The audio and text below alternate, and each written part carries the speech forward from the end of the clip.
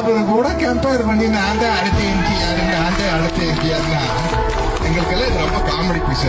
ஒரு சினிமாக்குள்ள நீ டாக்டர் ஆகலாம், இன்ஜினியர் ஆகலாம், முதல்வர் கூட ஆகலாம். அரசியல் அப்படியே முதல்வர் ஆயிடுயா நீ. கூட்டமெல்லாம் குடும்பமாகிவிடாது, அது கலைந்து விடும். குடும்பம் 70 வருடமாக 75 வருடமாக கட்டி காத்த குடும்பம் இது. ஏண்டா இந்த விஜய தொட்டோம்?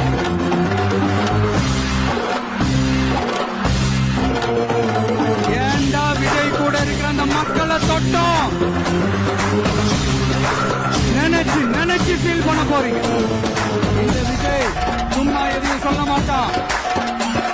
உன்னை சொன்னாத செய்யாம விட மாட்டான். மக்களுக்கு நல்லாவே தெரியும்.